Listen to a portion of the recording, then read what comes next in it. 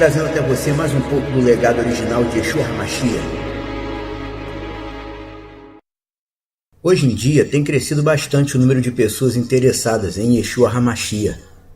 Mas o que tem chamado a minha atenção nisso tudo é que muitos evangélicos vêm trocando o cristianismo pelo judaísmo.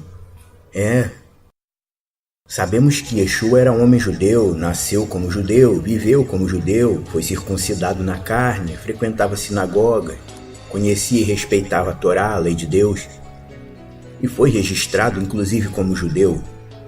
Provavelmente, pela lógica judaica, o nome dele era Yeshua ben Yosef. Sabemos disso tudo, mas eu acho que, na minha opinião, tem gente achando que o jeito certo de andar com Deus é se tornando judeu, pelo fato inegável de Israel ser o chamado povo de Deus. Mas quem não é judeu e está buscando o judaísmo, está trilhando, na verdade, um caminho pesado e desnecessário. Além do que, está errado, né? Porque nós que não somos judeus, nós não devemos fazer circuncisão na carne, não devemos nos prender ao judaísmo. O próprio Shaul, Paulo, escreveu aos Gálatas dizendo: se vocês se circuncidarem, Mashiach não lhes será útil para nada. E ele disse também: aquele que se deixa circuncidar na carne está obrigado a guardar a Torá inteira. Agora, vamos acompanhar um texto muito interessante que foi publicado há um tempo na internet. É uma carta de um rabino sincero, digamos assim, um rabino bem sincero. A carta de um rabino que não se identificou, mas que é a carta que ele escreveu em resposta a um homem que não era judeu e que estava querendo entrar para o judaísmo. Ele tinha intenção de ser admitido dentro do judaísmo e virar judeu, entre aspas. Aí esse rabino recebeu a solicitação dele pela carta: eu queria... como é que eu faço para entrar para o judaísmo? E ele respondeu a carta. Ele respondeu com aquela sinceridade bem forte. E a carta diz assim: agradecemos o recebimento de sua carta em relação à sua vontade de ingressar nas fileiras do povo judeu. Aprecio e muito suas aspirações e vontade de juntar-se a nós. Entretanto, não estou seguro de que você esteja ciente de todo o senso e o significado de fazer parte do povo judeu. Não sei quais são os seus motivos e o quanto você conhece o povo judeu.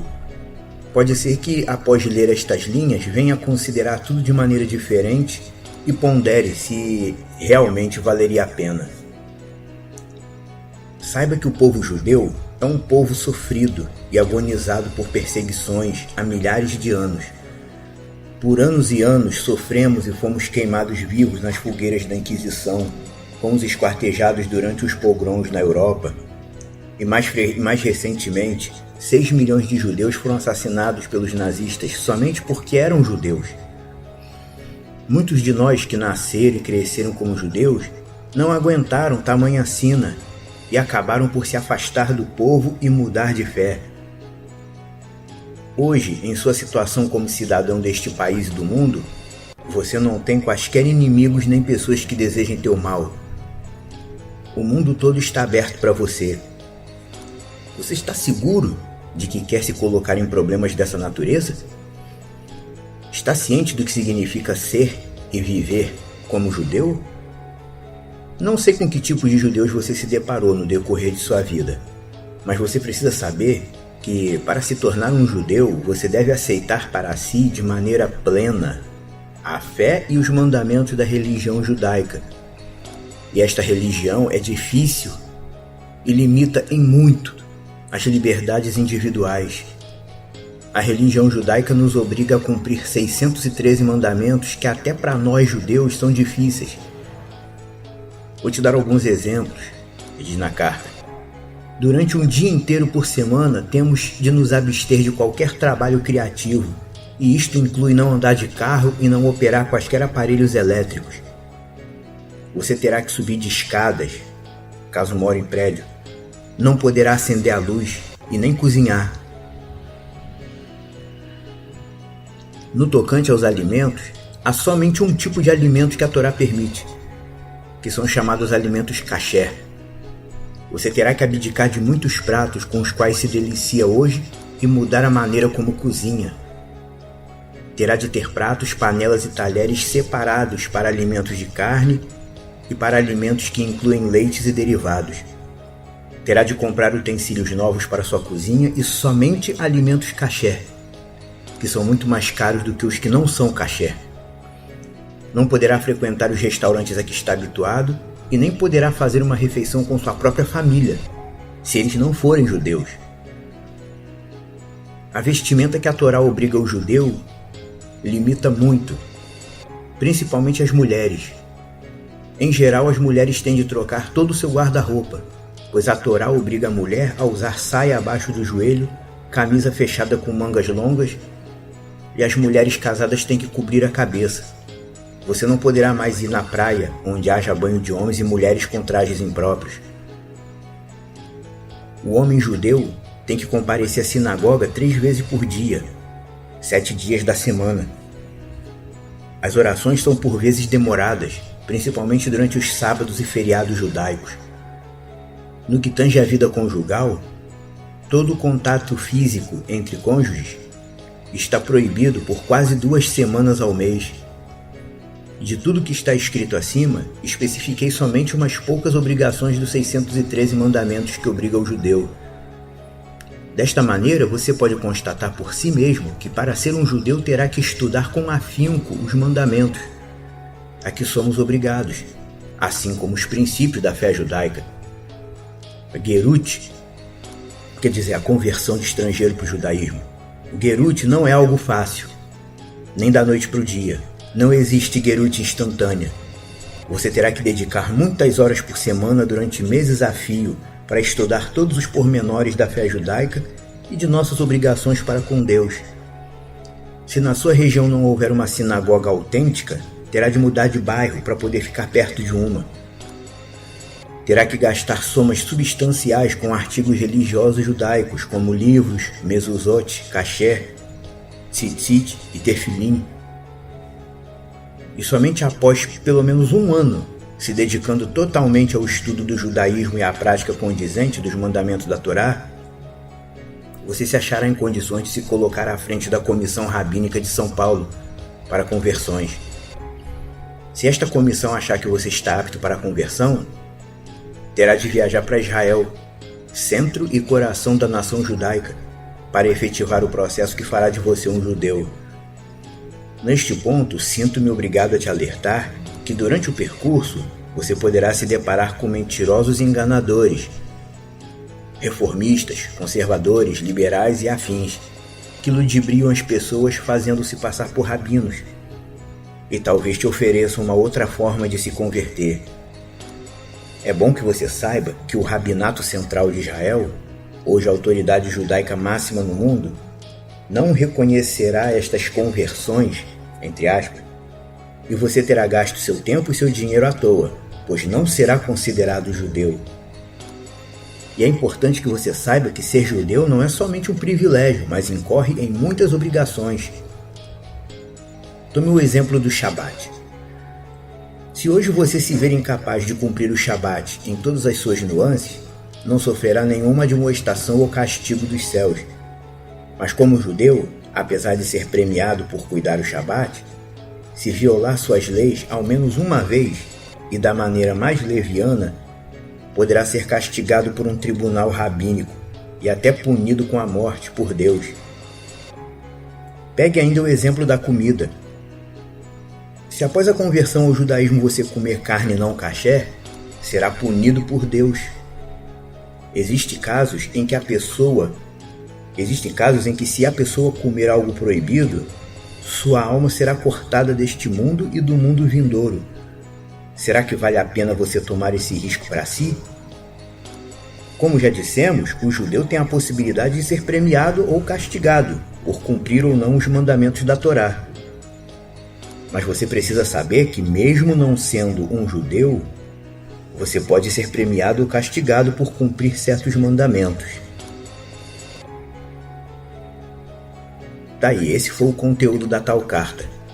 Através desse relato detalhado e tipicamente israelita, podemos assegurar que essa carta, o texto dessa carta, não é nenhuma fraude, é a mais pura expressão do jeito judaico de ser. Que na verdade muitos israelitas são assim mesmo, eles acham o judaísmo penoso e severo demais, e muito difícil de seguir. Mas jamais irão, claro, admitir isso abertamente, pois há um certo status no ar em se fazer parte do povo de Deus.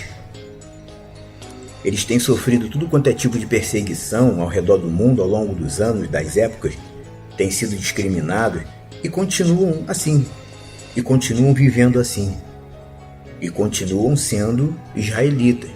Mas nós, das nações, não devemos nem querer entrar no judaísmo. O choque será muito grande.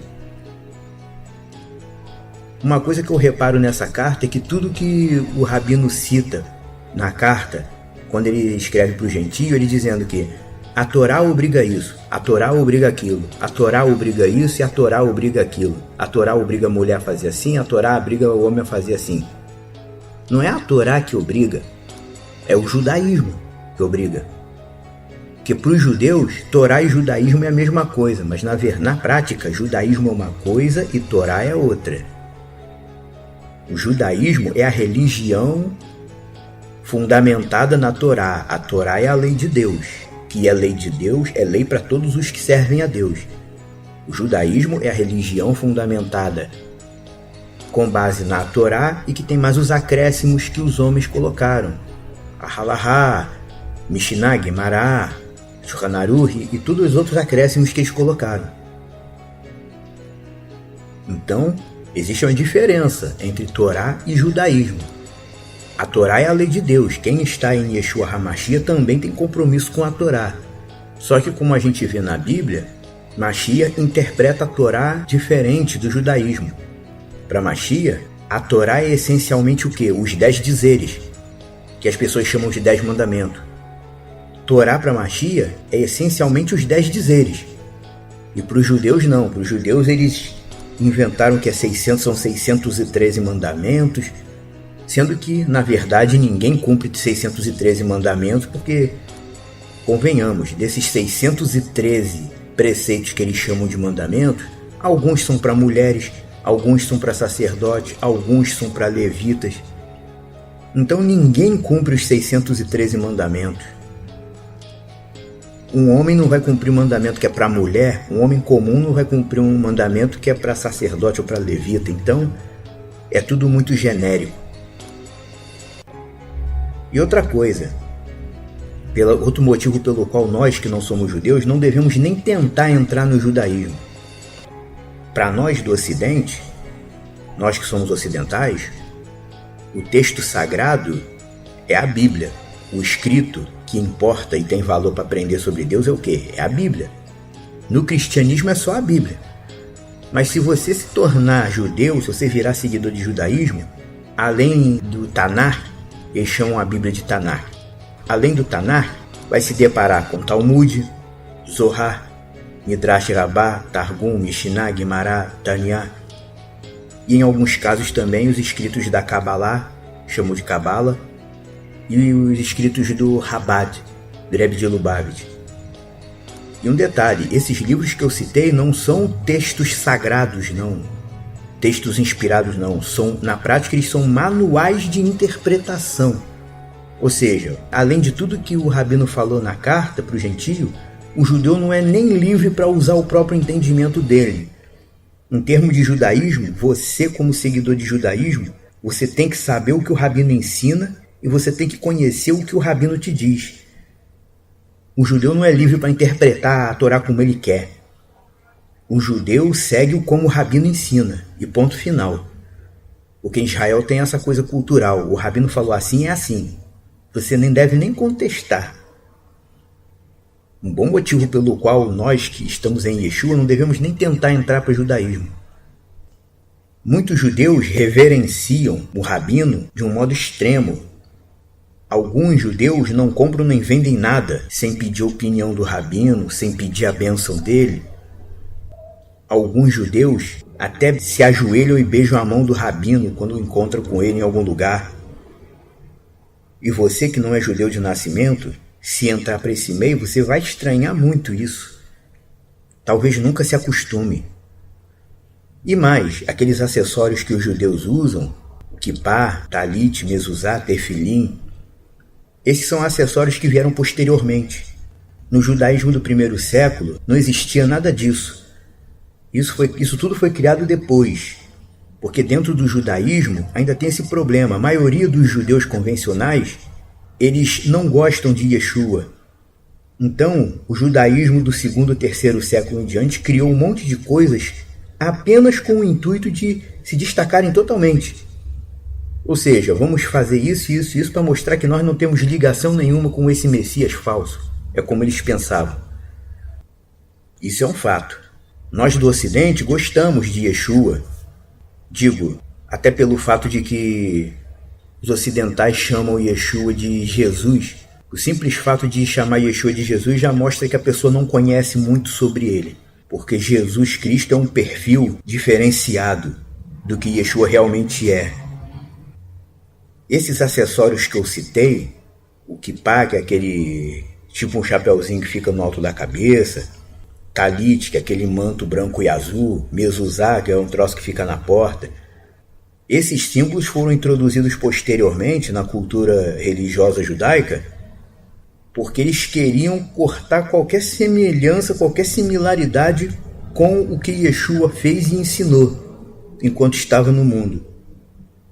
E você vai fazer o quê? Vai entrar para o judaísmo e não vai usar nada disso? Se você não usar nada disso, vai ficar estranho para você.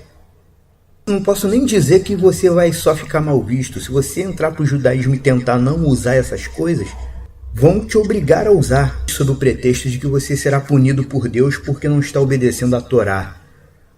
Claro, nós não devemos esquecer esse detalhe, que para eles tudo que o judaísmo, tudo que foi acrescentado pelo homem no judaísmo, para eles é Torá. Para eles é tudo Torá. E você vai debater com os judeus estando no meio deles? Não vai, né? O judaísmo não foi feito para nós. O judaísmo só se enquadra com o jeito de ser dos judeus mesmo. Nós que somos ocidentais, nós gostamos de Yeshua, ou Jesus Cristo como chamam, que é o perfil modificado de Yeshua. Perfil que omite muitas características dele por falta de conhecimento mesmo. Os ocidentais gostam de Jesus Cristo, Jesus Christ. Mesmo chamando Yeshua de Jesus, convivem normalmente com a mentalidade do cristianismo, convivem normal. Mas os judeus convencionais, não. Eles simplesmente abominam a figura de Yeshua. Muitos não aguentam nem ouvir falar no nome de Yeshua. Muitos deles vão te amaldiçoar se você falar em Yeshua e vão te boicotar e te expulsar da sinagoga se você virar judeu e continuar falando em Yeshua e convivendo com cristão. Culturalmente, lá tem sido assim até hoje. Quando um judeu se converte a Yeshua, a família boicota, a esposa larga, o pessoal expulsa de casa. É melhor a gente não tentar entrar nesse universo, porque esse universo não foi feito pra gente. Como disse Yeshua, a salvação vem dos judeus, mas não vem do judaísmo. Vem da interpretação que ele dá à Torá. Porque ele é Mashiach, ele tem autoridade para interpretar a Torá. A Torá é interpretada corretamente do jeito que ele interpretou. Ele e, consequentemente, os discípulos dele que foram porta-vozes do que ele ensinou, como Shaul HaShalia, chamado apóstolo Paulo. Então a moral da história é, não vamos tentar virar judeus, vamos ficar apenas com o Messias Yeshua e com tudo aquilo que cabe a nós. Tem coisas do pensamento judaico que cabe para nós. Considerar a Torá como lei de Deus, pagar os dízimos que bancam a obra de Deus na terra, santificar o sétimo dia. Não guardar Shabat, santificar o sétimo dia. Santificar o sétimo dia é, no mínimo, usar o dia de sábado para congregar e fazer a obra de Deus. No mínimo é isso. No mínimo. E o fato de nós, do Ocidente, participarmos de algumas festas de Deus, como Sukkot e Shavuot, que é chamada Festa dos Tabernáculos e Pentecoste. E as festas de Deus não são festas de judeus, são festas de Deus. Algumas têm significado só dentro do judaísmo praticamente, mas a festa dos tabernáculos, Sukkot, tem significado para nós porque Sukkot celebra o fato de Deus ser o nosso rei e reinar sobre nós através de seu filho, Yeshua. Para nós tem sentido. E Shavuot, chamada Pentecoste, que celebra a concessão da Torá, celebra o fato de Deus ter dado a lei dele aos homens, a Torá enquanto lei de Deus para todos os povos. E espiritualmente falando também, Shavuot, Pentecoste, celebra a concessão de Ruach HaKodesh, o Espírito que santifica, o Espírito de Mashiach. Isso também se refere a nós, porque nós, quando aceitamos o testemunho de Yeshua, nós recebemos o Espírito de Mashiach em nós. Ainda tem o caso de Pessa, que chamam de Páscoa. Pessa é uma celebração até de duplo entendimento para nós. Os irmãos do primeiro século a celebravam, mas porque eles congregavam junto com os judeus. Então estava tudo dentro da mentalidade geral. Mas Pessa tem um sentido para Israel completamente diferente do sentido que teria para nós. O próprio Paulo, quando escreve aos Coríntios, 1 Coríntios 5, verso 7, ele usa os elementos de Pessa como uma metáfora. Uma metáfora, como se fosse dizendo assim, que devemos, para ensinar que devemos celebrar o nosso cordeiro de Pessa, que é Yeshua. Devemos celebrar o nosso cordeiro de Pessa, não comendo matzot, ervas amargas, mas devemos celebrar o cordeiro Yeshua tirando o fermento da nossa vida. Ou seja, corrigindo nossos atos e entrando na retidão, na linha da retidão de vida.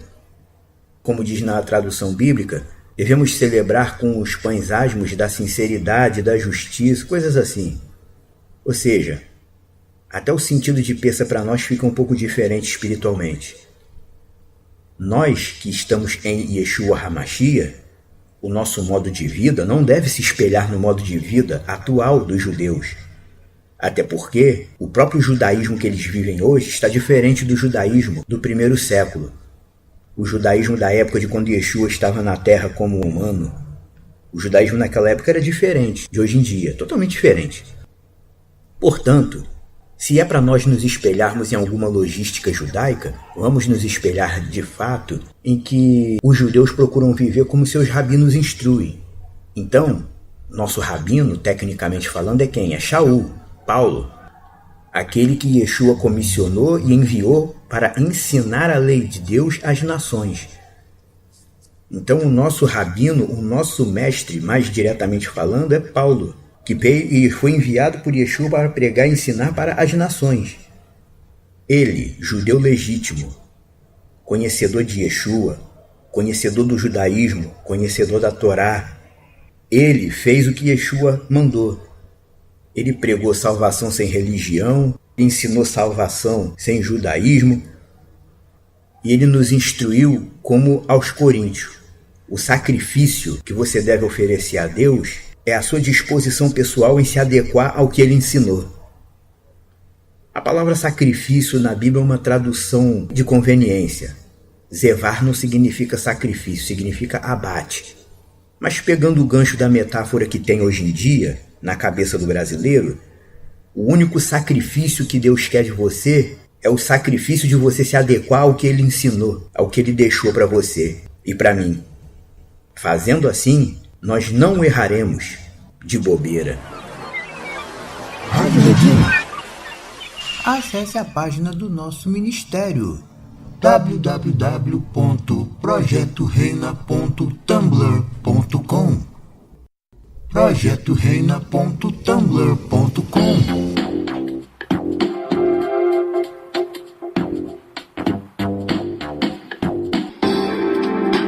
Rádio Redime.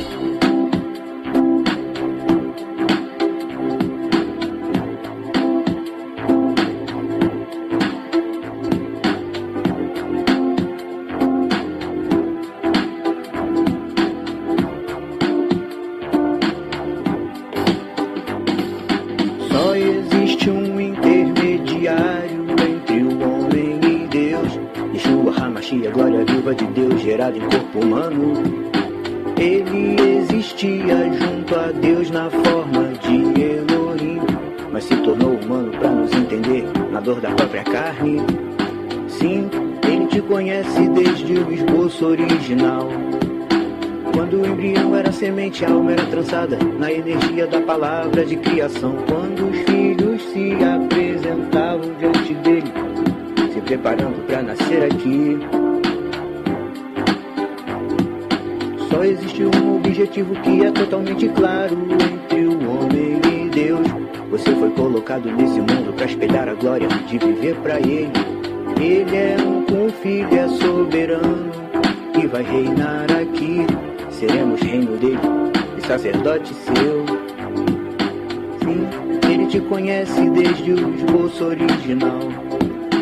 Quando o embrião era semente, a alma era trançada na energia da palavra de criação. Quando os filhos se apresentavam diante dele, se preparando para nascer aqui. Você foi colocado nesse mundo para espelhar a glória de viver para Deus. Ele é um com o Filho e é soberano.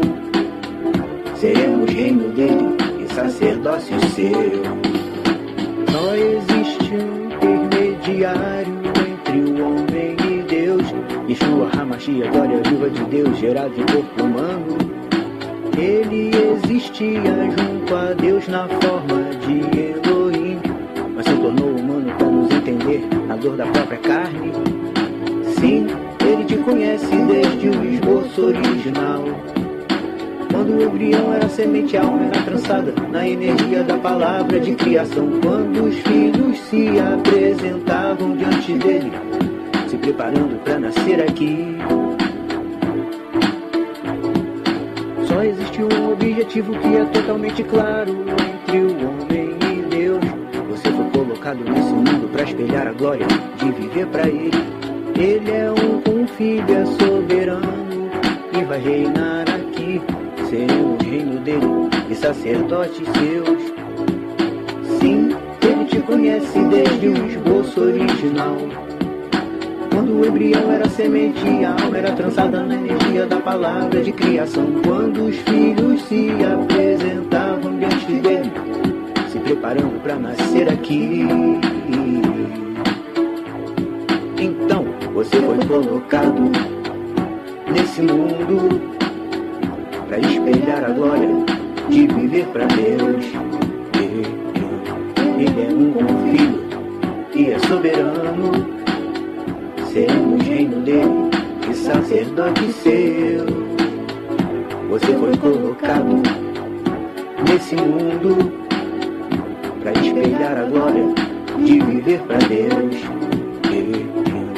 Ele é um com o Filho e é soberano. Seremos reino dele e sacerdote seu.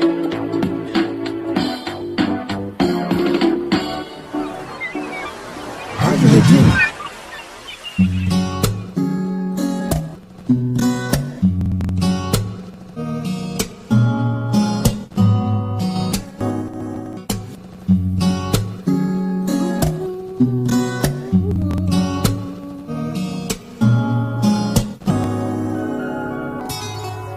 Graça de Yeshua repousa sobre mim. Eu quero receber o teu amor. Graça de Yeshua repousa sobre mim. Eu quero entender o meu valor. Graça de Yeshua repousa sobre mim. Define o meu jeito de viver.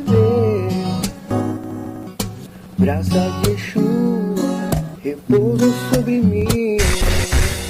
Pra que quando esse mundo se tornar pior, eu possa receber o teu amor. Vida que eu não posso merecer o teu amor, eu posso ao menos receber teu favor.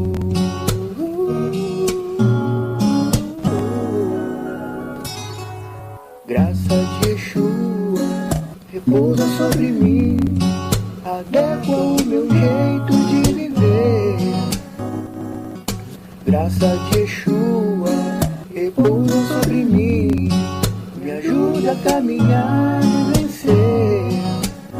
Oh, graça de Yeshua repousa sobre mim. Me ensina o perdão e o amor.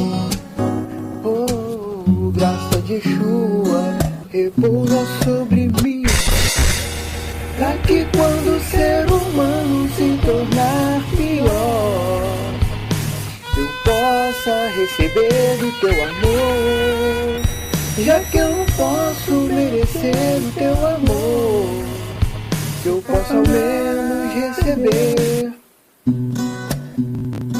teu favor.